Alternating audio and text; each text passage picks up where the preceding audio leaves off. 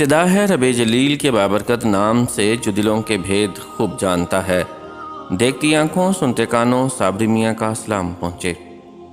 ناظرین محترم، کیا آپ جانتے ہیں کہ جب بچہ پیدا ہوتا ہے تو سب سے پہلے وہ کس کو دیکھتا ہے اور دنیا میں آنے کے بعد روتا کیوں ہے؟ ناظرین محترم، جب بچہ پیدا ہوتا ہے، اس دنیا میں تشریف لاتا ہے تو دنیا میں آنے کے بعد روتا ہے اور بتاتا ہے کہ وہ اس دنیا میں آ گیا ہے۔ بچہ پیدا ہونے کے بعد جب وہ روتا ہے، اس کے اس عمل پر آخر غور کیا جائے تو انسان کے دماغ میں ایک سوال پیدا ہوتا ہے، آخر ایسا کیوں ہوتا ہے کہ بچہ روتا ہے؟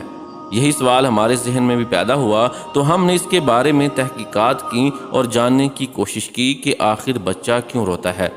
ہمارے سامنے حضور اکرم صلی اللہ علیہ وآلہ وسلم کی حدیث مبارکہ آ گئی، جس سے معلوم ہو گیا کہ آخر کیا وجہ ہے کہ جب بچہ اس دنیا میں آتا ہے، اس دنیا میں قدم رکھتا ہے تو اس کے رونے کی آواز سنائی دیتی ہے۔ ایک بچہ کن وجوہات کی بنا پر اس دنیا میں آ کر روتا ہے، چیختا ہے، آخر اس کے ساتھ کیا ماجرا پیش آتا ہے؟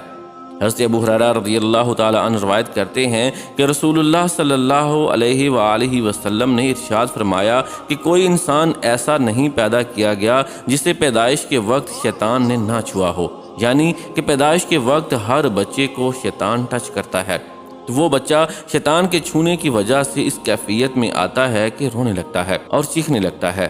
مگر حضرت مریم علیہ السلام اور ان کے بیٹے حضرت عیسیٰ علیہ السلام کو شیطان نے نہیں چھوا۔ جب یہ حدیث بیان کر دی گئی تو حضرت ابو ہریرہ رضی اللہ تعالیٰ عنہ فرماتے ہیں، اگر چاہو تو اللہ کے فرمان کو پڑھ لو کہ قرآن مجید میں اس بات کی طرف اشارہ ہے کہ جب بی بی مریم علیہ السلام پیدا ہوئیں تو ان کی والدہ ماجدہ نے ایک دعا کی جو سورہ آل عمران کی آیت نمبر 36 میں موجود ہے، جس کا ترجمہ ہے کہ میں یعنی حضرت مریم علیہ السلام کی والدہ اسے یعنی مریم علیہ السلام اور اس کی اولاد کو شیطان مردود سے تیری یعنی اللہ تعالیٰ کی پناہ میں دیتی ہوں۔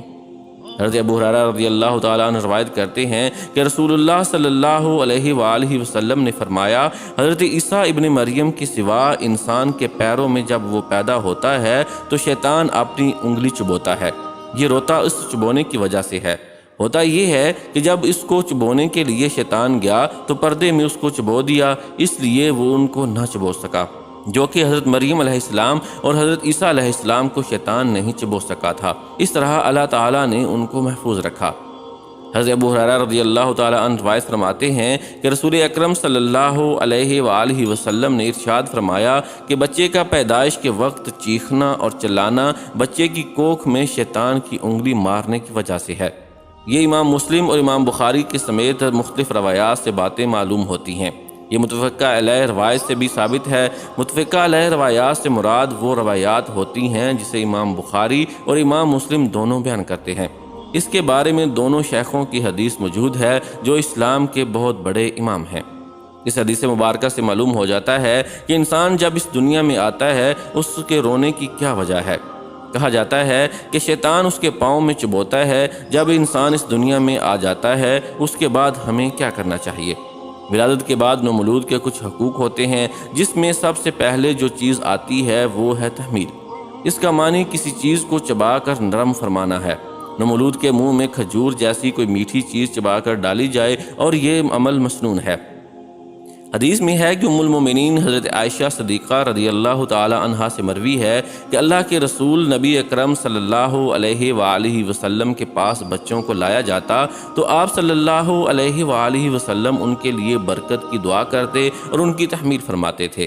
چنانچہ ایک بار ایک بچے کو لایا گیا، اس نے آپ صلی اللہ علیہ وآلہ وسلم کے اوپر پیشاب کر دیا۔ آپ صلی اللہ علیہ وآلہ وسلم نے پانی منگوایا اور پیشاب کی جگہ پر چھینٹا مار دیا اور اسے دھویا نہیں۔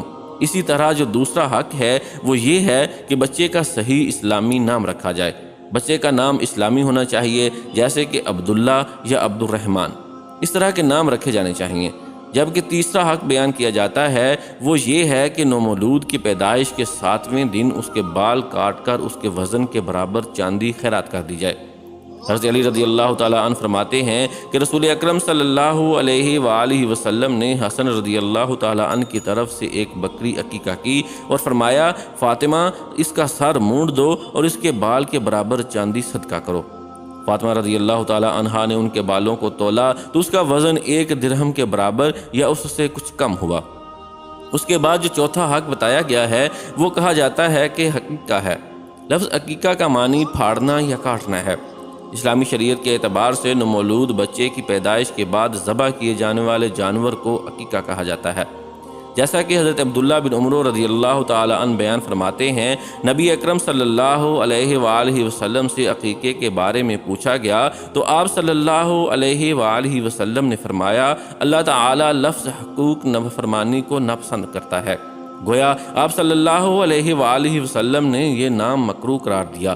آپ صلی اللہ علیہ وآلہ وسلم نے فرمایا، جس کے ہاں بچہ پیدا ہو اور وہ اس کی طرف سے جانور ذبح کرنا چاہے تو وہ اس کی طرف سے جانور ذبح کرے، لڑکے کی طرف سے برابر 2 بکریاں اور لڑکی کی طرف سے 1 بکری۔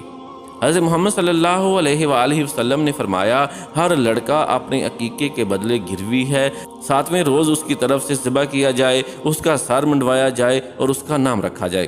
اسی طرح جو 5واں حق ہے جو حضرت ابو ہریرہ رضی اللہ تعالی عنہ نے بیان کیا ہے، نبی اکرم صلی اللہ علیہ وآلہ وسلم نے فرمایا، 5 چیزیں فطرت سے ہیں: ختنہ کرنا، زیر ناف کے بال منڈوانا، بغل کے بال صاف کرنا، مونچھ چھوٹی کرنا اور ناخن کاٹنا۔ یہ کچھ حقوق بتائے جاتے ہیں، ان کے بارے میں کہا گیا ہے کہ یہ بچے کی پیدائش کے بعد کرنے چاہیے۔ ان کی ادائیگی جو ہے اسلامی طریقے کے مطابق ہی کرنی چاہیے۔ حضرت ابو ہریرہ رضی اللہ تعالیٰ عنہ روایت کرتے ہیں کہ آپ صلی اللہ علیہ وآلہ وسلم نے فرمایا، آدم کی اولاد میں کوئی جنم لینے والا ایسا نہیں جسے شیطان اس کی پیدائش کے موقع پر تنگ نہ کرے، چنانچہ وہ شیطان کے چھونے سے چیخ چیخ کر رونے لگتا ہے۔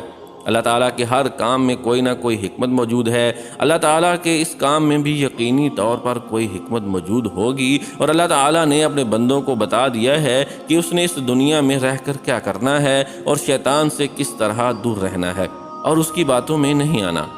ہمیں ہر وقت اللہ تعالیٰ کی بارگاہ میں حاضر ہو کر اپنے گناہوں کی معافی مانگتے رہنا چاہیے اور اللہ تعالیٰ سے یہ دعا کرنی چاہیے کہ اللہ تعالیٰ ہمیں اپنی پناہ میں رکھے اور ہر قسم کے شر سے محفوظ رکھے۔ آمین یا رب العالمین۔